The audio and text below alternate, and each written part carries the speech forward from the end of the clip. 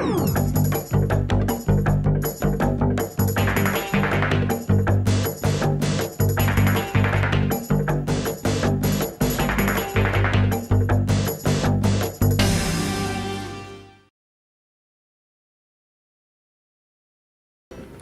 right. Hey guys, I'm Michael Cruz. I'm with Microsoft, and it's a pleasure to be here with you this afternoon. It feels like morning. I'm from Seattle, but I do this for Northern California, anywhere between Redding and Fresno, and I love it when I get to come to your fine state, or this part of the state. So prior to doing this for Microsoft, by the way, for the last 5 years, I worked in local government in Washington State for 15 years, and so. I don't know, it feels like when we're doing events like this, it feels like I'm coming home.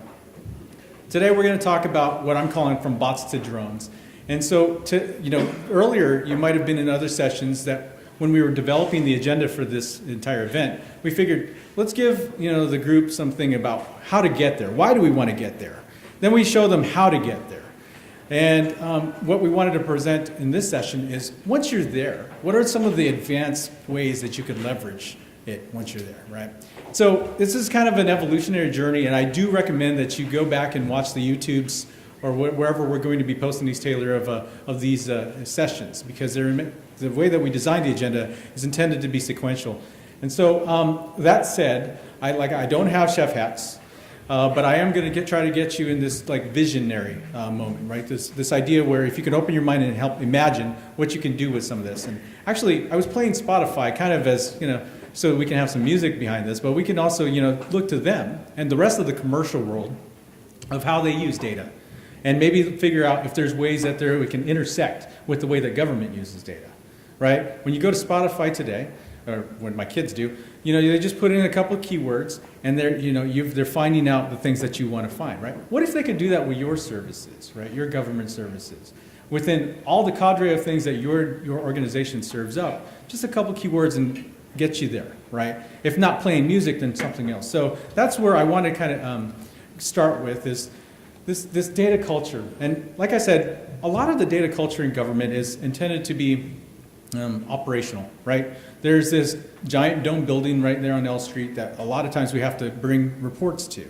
And so that's what usually our analytics and our data culture has been. It's like extracting data from these operational systems so that we can deliver reports. And that's good. That's a great start. But what if we could do other things besides that, right? What if along with that investment in creating some reports, we can do some other things? And I'm just going to throw these out here. And at the end of the session, I'd kind of want to see if we can brainstorm actually, to see if you guys have some ideas that we can bounce back with. And by the way, I'm going to be very agnostic about it, so this is not a sales pitch whatsoever. But of course, everything that I'm going to show you, we can do. But so in government, right? When I'm dealing with our multiple sides of the government, when we're talking about health, public health. That could be anywhere from DPH. Do we have any public health folks in the room today? DHCS, anything like that? Okay, so thank you. They're looking for, a lot of times, identifying whether there's some sort of a fraudulent condition of people using their services, or if there's ways that they can optimize the delivery of those services, right? Talking about optimization, when I talk to Caltrans and DMVs and things like that, it's about, can we optimize certain intersections, right? Maybe we can find out if there's a 90% chance of an accident happening there at 4 o'clock a.m. Maybe we can do something to step in front of that. And so, again, revenue assurance. Anyone from FDB by chance, or anyone that collects revenue? So this type of scenario might be, can we optimize, make sure that we're getting enough revenue, or getting that return on the collection on this, right? So I just want to help open up some of these scenarios. In healthcare, they do a lot of things like personalized healthcare, right? I love it when I go to a doctor or hospital experience and they know exactly what I want. Well, that takes data. That takes data from either my past or someone else's past to say, hey, Michael is probably going to want to have this taken care of and this condition, and I'm not going to go into my medical conditions, but this is the idea behind this is a more personalized healthcare experience, as well as care optimization and fraud prevention. But I'll pause there for a second. One that hits me as far as, I don't cover education, but the one that really struck home for me as far as a scenario is a school district down south from where I live. I live in Seattle, but there's a school district called Tacoma where they had, I think, like 80% dropout rate in the city of Tacoma. And so my colleagues went down there and they helped them out. They tried to figure out what is it that's causing all these dropouts. And so they actually took data from not just the school, but from medical and from criminal, unfortunately, because a lot of them were doing juvenile time. And they figured out the criteria, right? They didn't know it at the time. They had to explore a little bit. They took all the data in, and they determined, what is the track of a successful student versus one that doesn't make it all the way through. And if we could change those criteria of the unsuccessful ones to match more of the successful ones, or if we can intervene at the right time, can we help with that? We actually published a case study after they brought in all the data, and I think they started implementing and leveraging the data over the next year or two. They went from being essentially the last in the school districts in Washington State to being one of the top, right? Turned around the dropout rate dramatically. So that hits home for me versus some of the other things that I kind of showed you, because I've got three teenagers, and we'll talk about machine learning a little bit later. I wish I had teenage learning to show them how to do their things if it was that easy. But the point is that you can use this data to really affect the people that care about your services the most, whether it be parents like ourselves, for students in education, or whether it be the government service recipients that you guys have.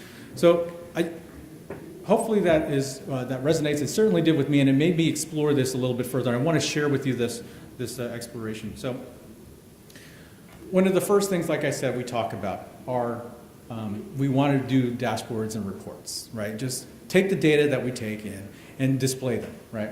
And so, of course, you can do that, whether that be with things like Power BI or Tableau or Excel even, gathering the data so that you can put it onto a dashboard so that people can start getting insight off of that. That's probably step one. And I'm sure we covered that during this morning stuff.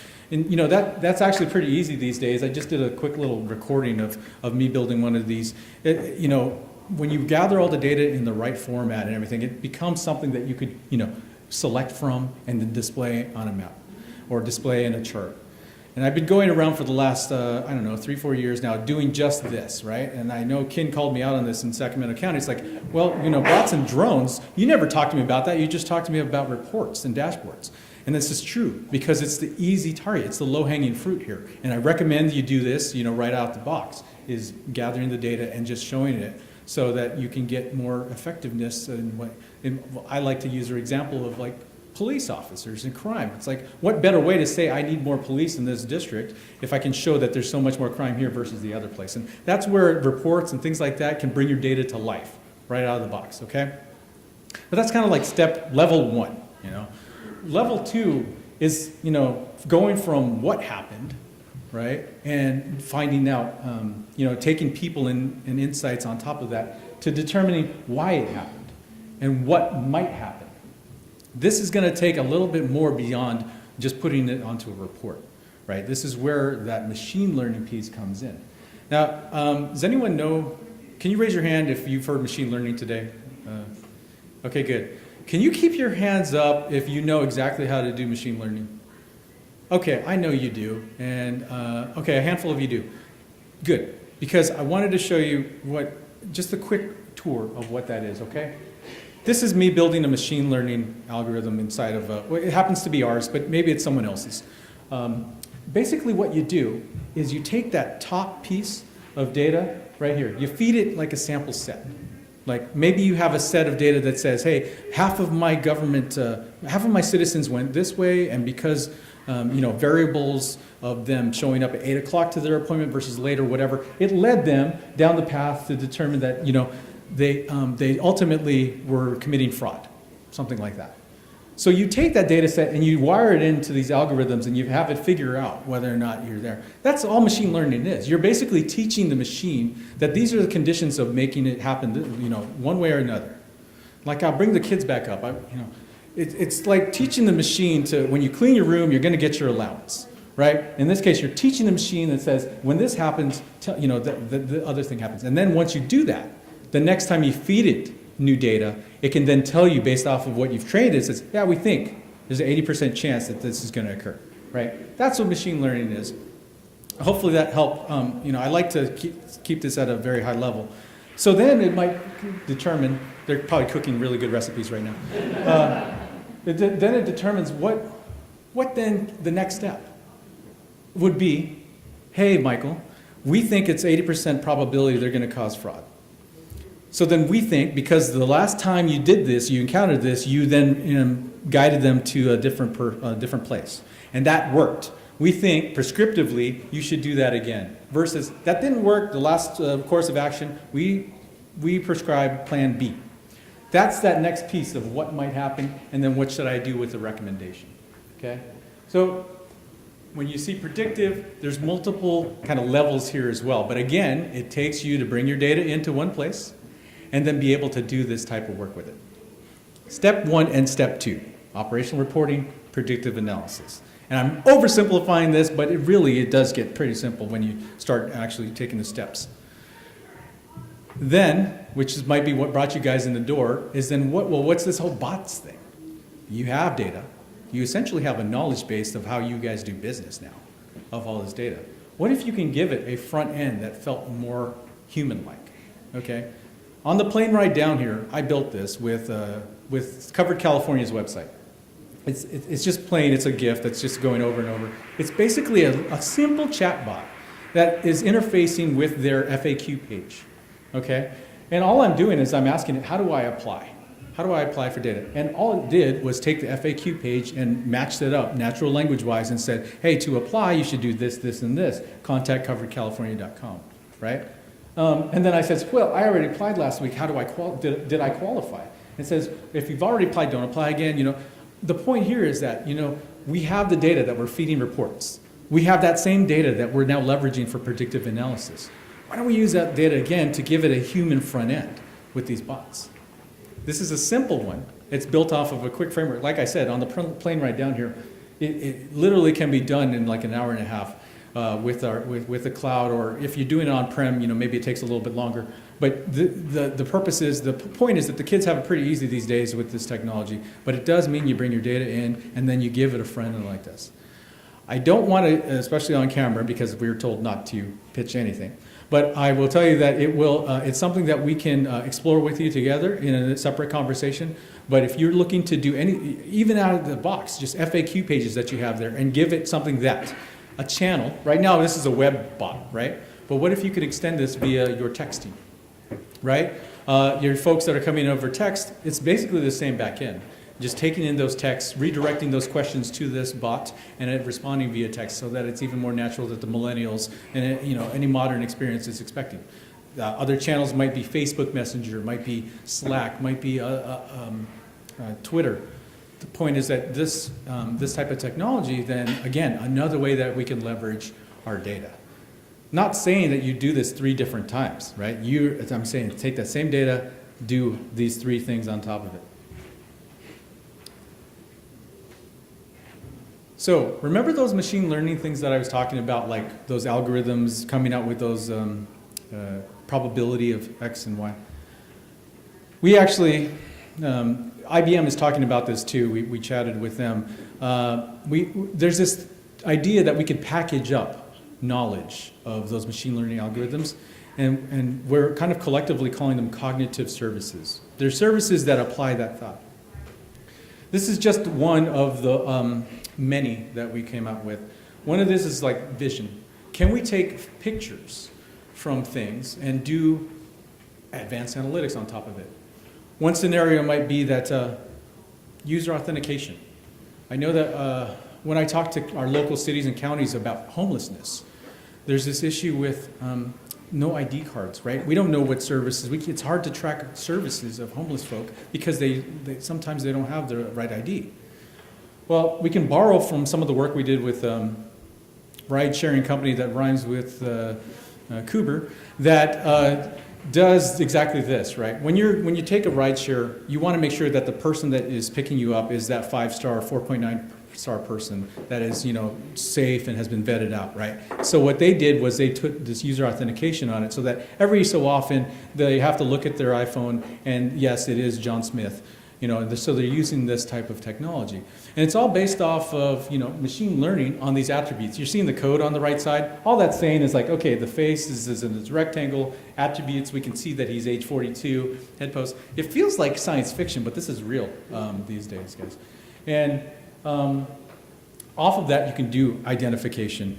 You can do things like, this is where the drones come in. What if you, instead of pictures or of people, you're taking photographs of river levels, or if you're in fireland, of trees or brush, because you can easily identify this stuff, right? And this is the part where I need you to help me brainstorm this in the later part of the session, is like, what can we do with it? Because the tools are out here. We have cognitive services to help churn that, right?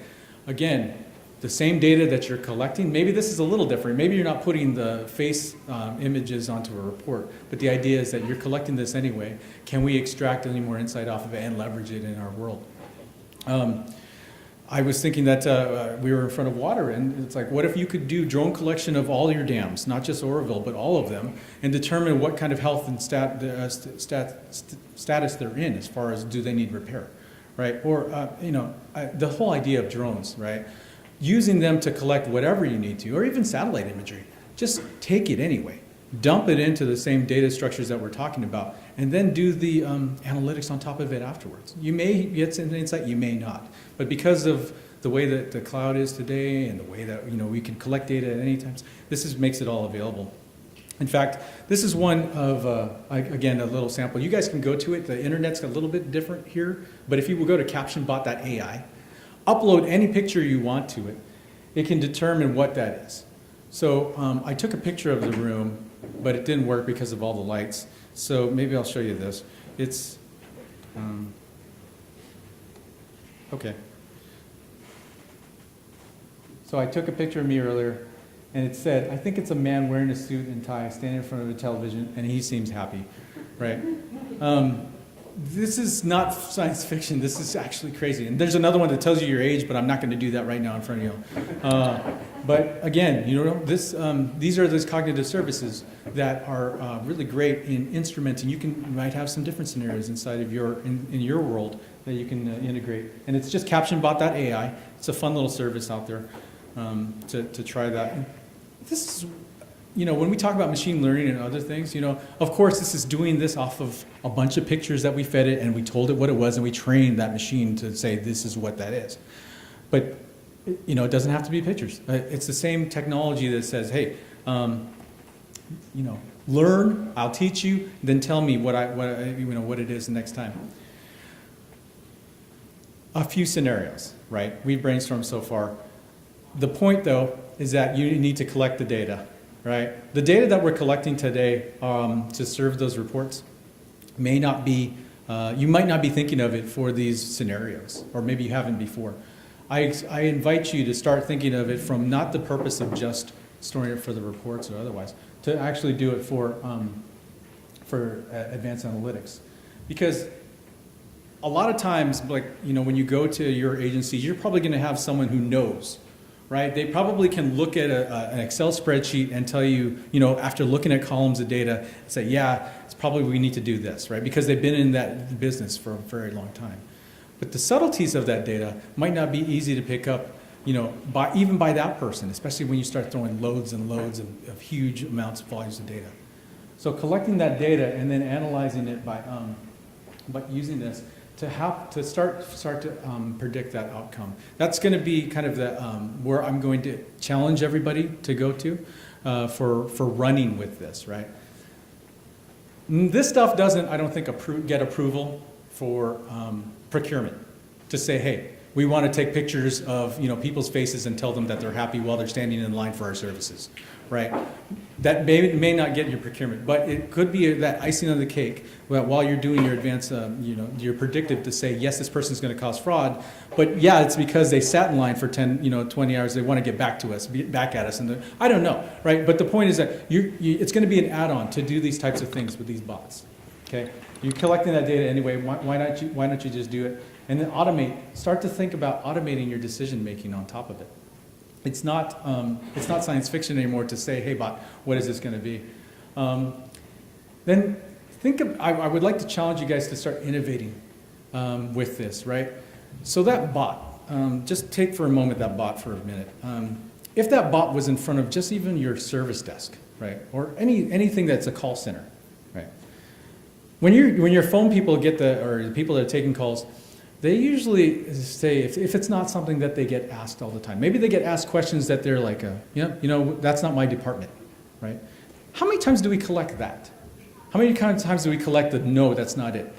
What if you have a bot in front of it, no matter what the question, whether it's one that you do answer or one that you don't, it's going to capture that, right? Innovating means taking those questions that weren't asked and turning around and building something on top of that, right? Maybe that is a service that your department should start taking care of, right? This is what your citizenry is asking for, because if you see 10,000 requests for something that you're not responding to, right, that's something that maybe you could stand up. Your normal call centers are not picking that up today, right? Plus, they're being inundated by how many minutes they're on the phone anyway, right? So this is where the bots and other types of advanced innovative techniques can really fill in. Leveraging natural language for this thing is also going to be key. So a bot that is very robotic and not really friendly, like as if there wasn't someone on the other line. We've all been there. I hang up on those IVRs all the time. Like I'm pressing 0. I'm like, I want to talk to a person, right? So the more we can make it more like natural language, the better that it can be for us. Because when I do encounter a bot that makes sense, I'm like, wow, like I think Progressive is one of them, like the insurance companies, like they did it right. You can have that too, right? The platforms for that, you have all the data to help make that better. And we don't traditionally do that in government, is to innovate off of some of our learnings or maybe our lack of learnings around it.